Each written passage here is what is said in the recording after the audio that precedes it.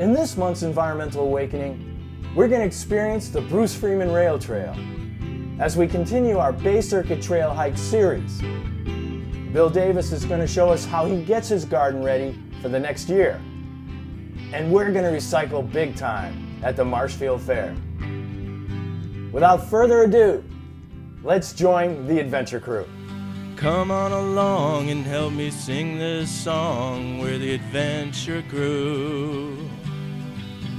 That's me and you, and the whole world too.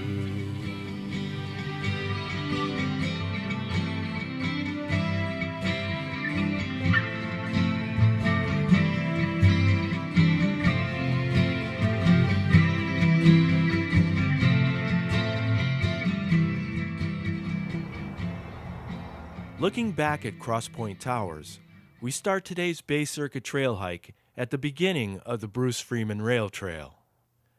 Passing under Route 3, we see silhouettes of bicyclists. The amber light exposes crude attempts at graffiti inside this corrugated tube. We emerge into bright sunlight and begin to notice flowers along the path. Honeybees and bumblebees are busy pollinating as this shiny bright green dragonfly takes a rest. A flying insect searches, while this ant scurries atop Queen Anne's lace.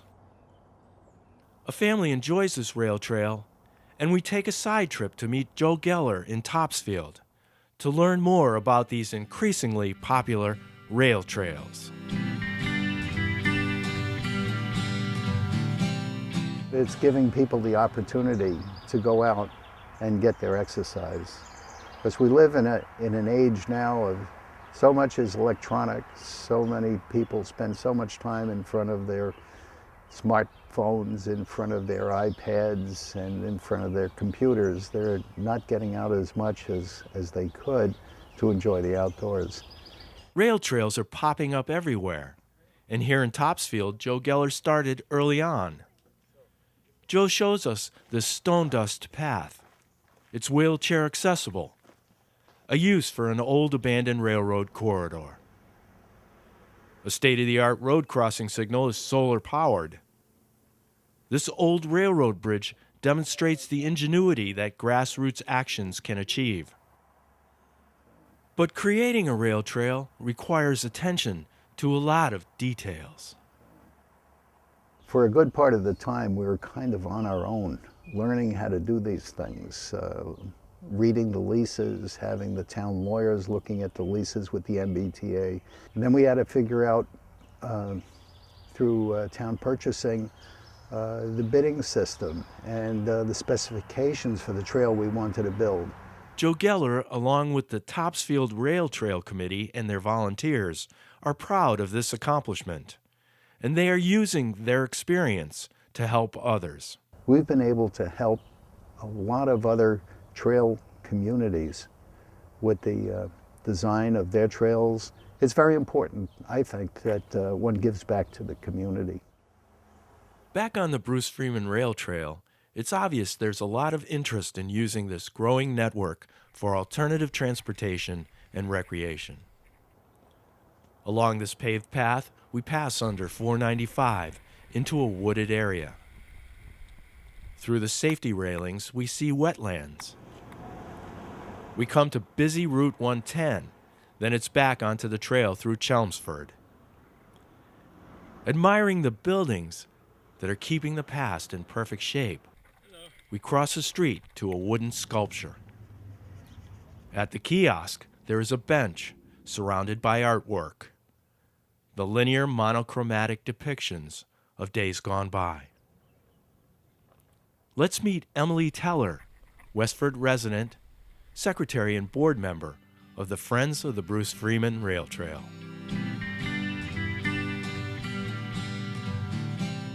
The Bruce Freeman Rail Trail is a proposed regional transportation recreational resource that will eventually be completed from the city of Lowell through Chelmsford, Westford, Carlisle, Acton, Concord, Sudbury, and Framingham, and it will be 26 miles.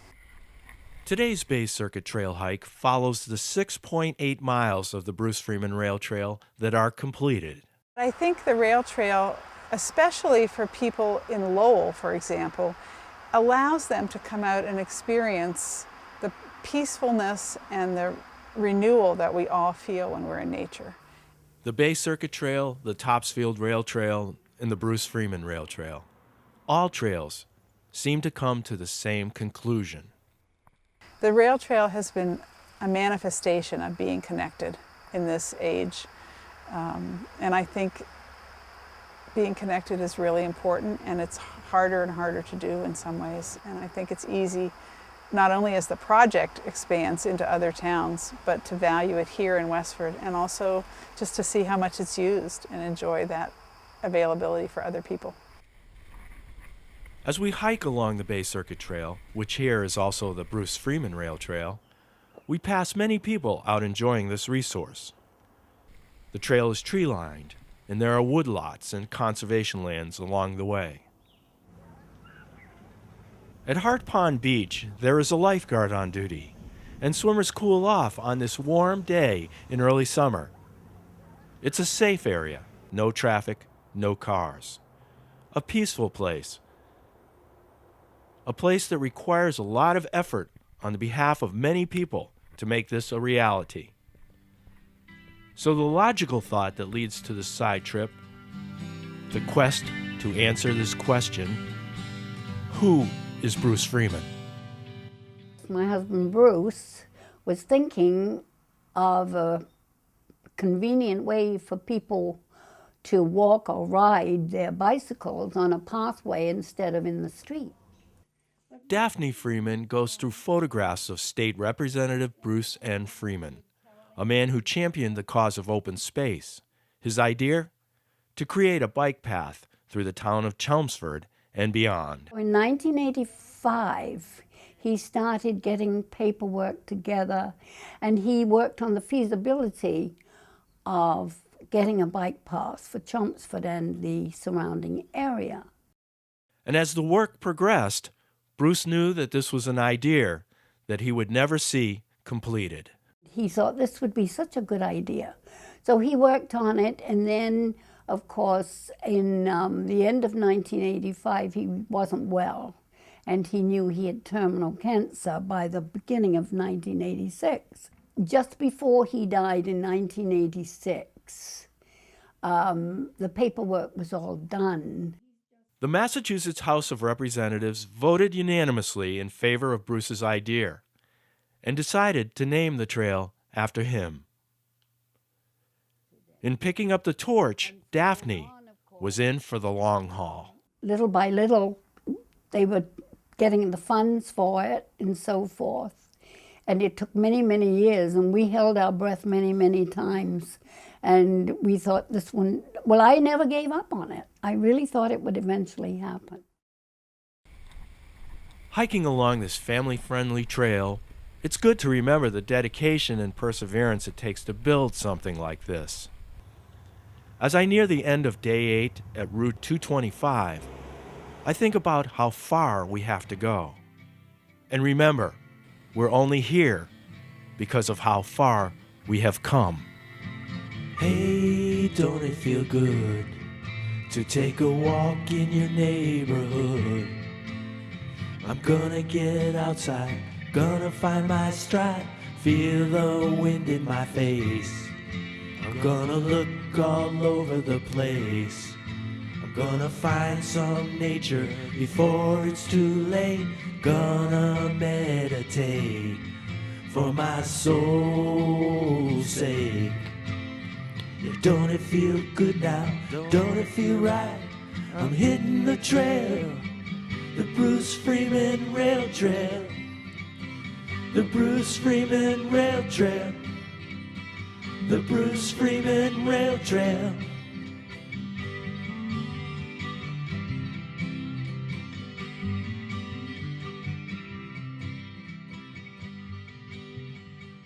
How many of us know the kind of people that would give you the shirt off their back?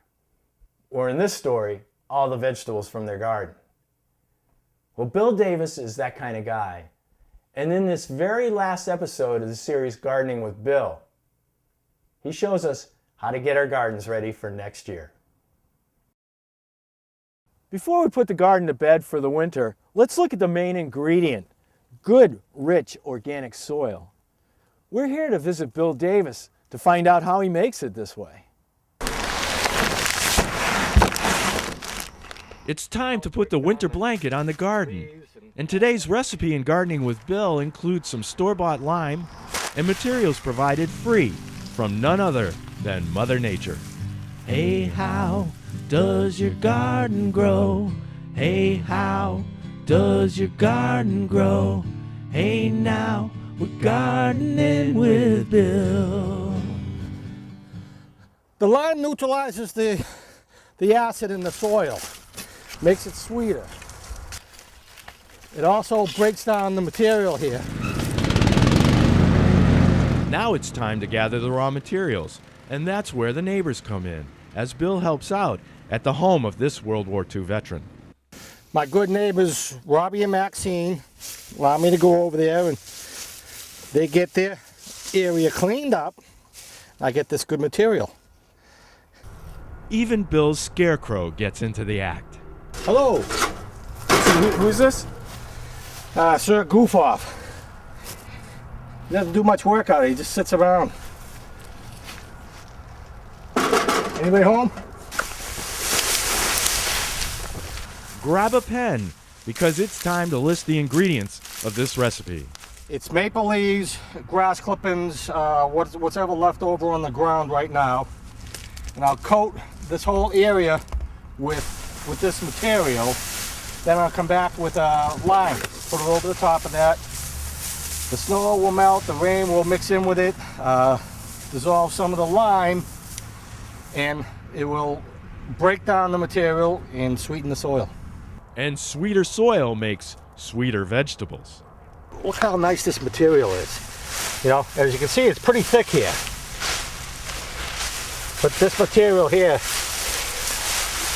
is what will make the garden next year pop.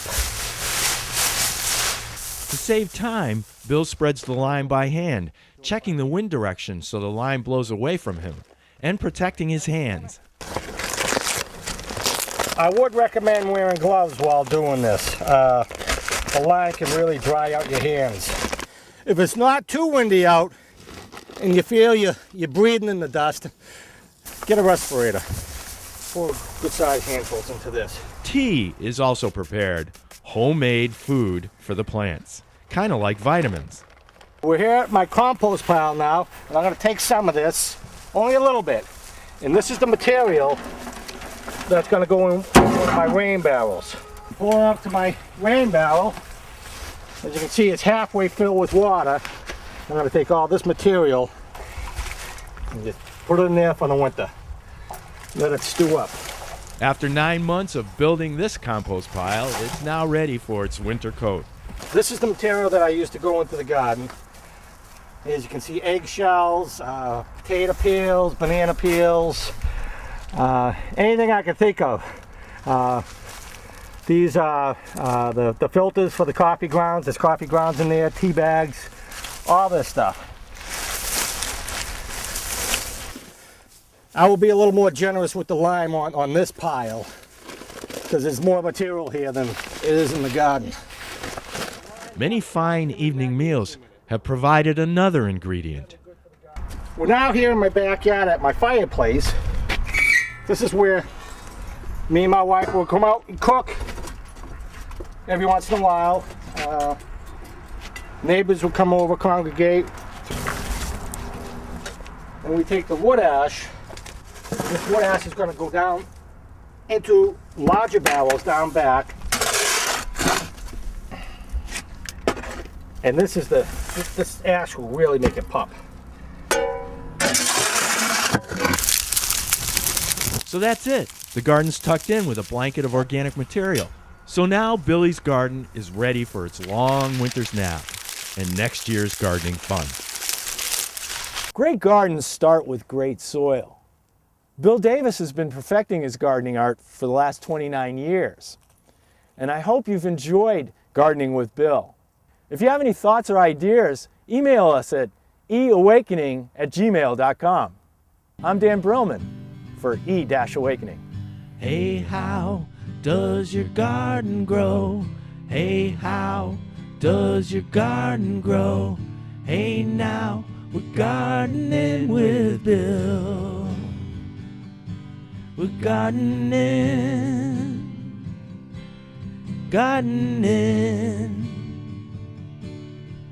with Bill. It was a number of years ago that I followed a group of volunteers around the Marshfield Fair, diving in the trash through mustard, ketchup, and all kinds of things to pull out valuable materials like plastic, aluminum, potato scraps.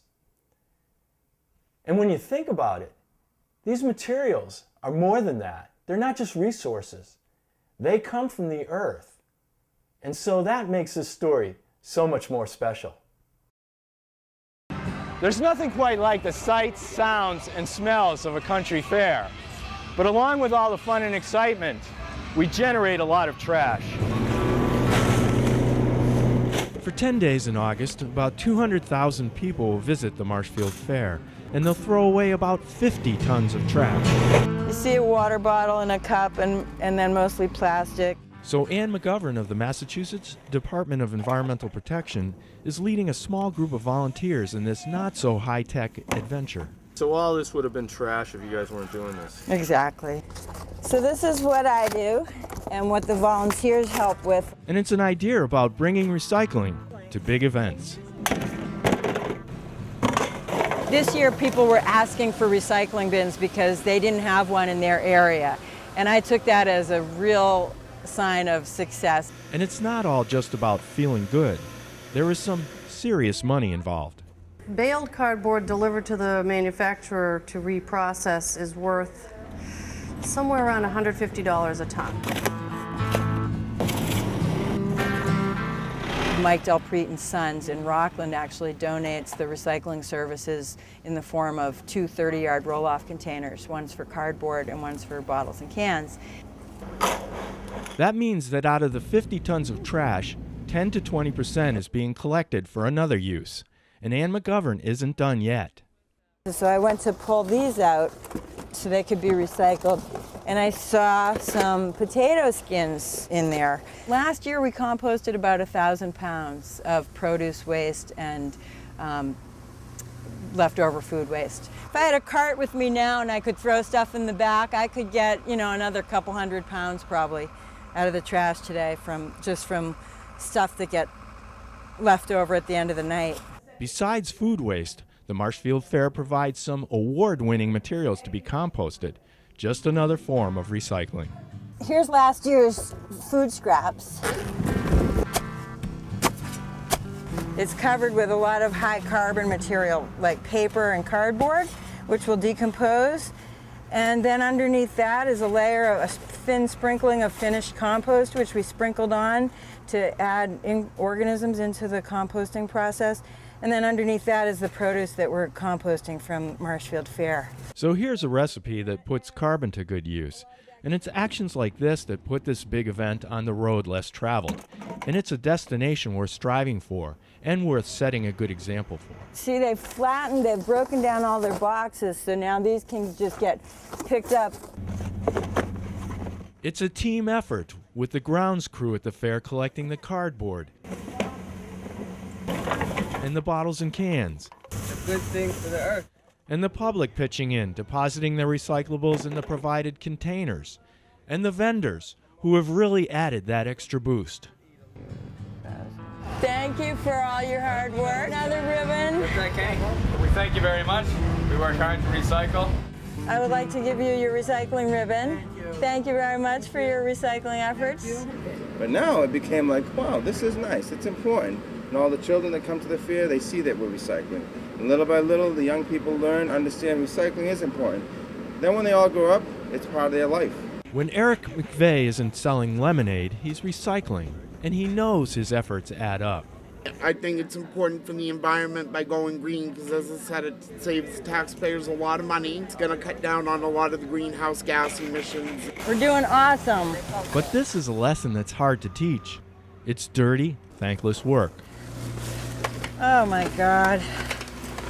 It's a mess. And for these dedicated volunteers, there are some really important reasons to do this. It's very important to me. The less we burn and bury, the better off we are. And I think we get the message out there. The people attending the fair see us diving into the trash buckets, pulling out the recyclables. If we had more help, we could probably save it, but Perhaps the only regret the leader of this hardy volunteer group can express is that they can't get every bit of reusable material out of the waste stream. I think we got more than ever this year. We had great participation. We could have used more volunteers, always. Last night it was so busy in here that I could barely keep up with the bottles and cans. All the recycling bins were filling up. But if you try to just stomp this box, you can't crush it. So there you go. See, not that bad. There's a lot of volunteer time and effort that goes into this, which, you know, it's nice for the volunteers to be able to do it, but it's kind of unsustainable too. You know, recycling is something that ought to be incorporated into operating systems for all events, really, and we hope that one day that will be the case, and you know, we won't need to rely on volunteers to do the work. And as this team of environmental heroes engages in the battle against waste, there is one last weapon that would give this story a happy ending. And it is us, each and every one of us, joining in the fight that could make it so easy to win. The Fudge Place recycles their aluminum. And aluminum is actually a very valuable recyclable. Hi, what a team! Thank you, Matt. Fantastic. It's a pretty simple act to throw this in the trash, but whether this goes to an incinerator or a landfill is our decision. Here at the Marshfield Fair, it's easy to recycle. I'm Dan Broman, reporting for E-Awakening.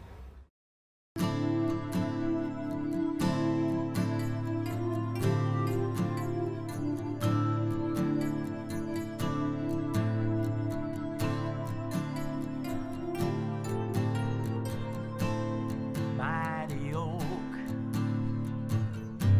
you stood 100 years, now cut down. You're lying, crying on the ground,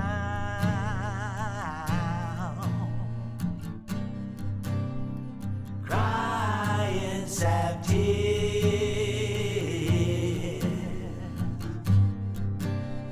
and I feel like crying too. Tree number one's 47 3/4 inches. In Wendell, in their state forest, citizens of Massachusetts are desperately trying to measure the amount of carbon that their trees store. Carbon most scientists are agreeing is causing the rapid warming of the planet Earth. Warming, a report by the United Nations says, can cause the extinction of 1 million species. Man, this is a beauty. That's pretty wide. Yeah, and actually it's a double, it's a split here, and it goes up that way too. Right now they're pretty much central leader oak trees, but the mature oak grows with vast limbs spreading out. They only begin that process at the age these are at. Here in Wendell, Massachusetts, in the People's Forest, the trees are being cut down. Let's get a roll with the rest of them. Citizens are being arrested trying to protect this forest. The Department of Conservation and Recreation has contracted private businesses to cart off truckload after truckload of once living, carbon sequestering trees. We've been left with no other choice but to use our bodies to stop this illegal operation. And Wendell citizens are using the only defense available, themselves. Save our environment, save our planet, save the forests. Desperately trying to stop this logging, some of them by being arrested many times. These trees and thousands more which are slated to be sold for who knows how much profit of the few at the expense of the many are being hacked off, limbs stripped, crushed, and left like tinder for a fire. Leave forests alone, completely alone. Forests know how to manage themselves. They did thousands of years before man even showed up. A fire that burns deep within the hearts of these activists as they call for the state to do the work that they are desperately trying to do, to uncover the truth about this logging. A cry for the truth about whether these trees are better off dead or alive. 50 inches. The truth they feel their state government should be seeking. To stop this logging till the truth is uncovered. And in this case, we have a state agency who is proposing to chop down our forests without going through any legitimate due process, and in my opinion, not even having a legitimate regulatory foundation to even propose to cut our forests down. And we're very opposed to that. And we have been told repeatedly that there is no process available to us, no administrative process, no appeal process. Essentially, there is nothing that we can do except try to go to court or try to use civil disobedience to stop the destruction and the degradation of our own public lands in Massachusetts.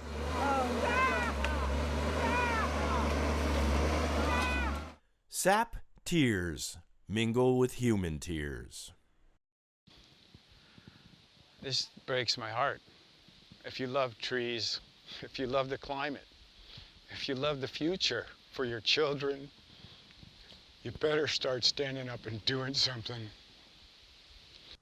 Once left to grow for hundreds and hundreds, some even for thousands of years, these trees, the largest living organisms on Earth, cry out for justice in a human world where some value economics over the environment. Sap tears echo their cries across the state of Massachusetts and beyond, in a world that still doesn't know whether these trees are better off dead or alive. Mighty oak, you stood 100 years, now cut down. You're lying, crying on the ground,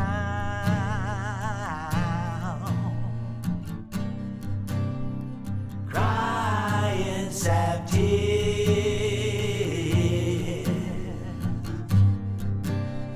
and I feel like crying too.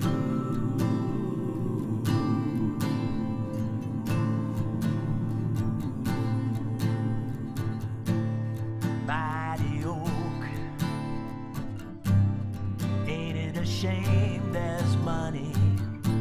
'Cause if there weren't, you'd still be standing here, standing for the next 400 years. Instead of crying, sap tears.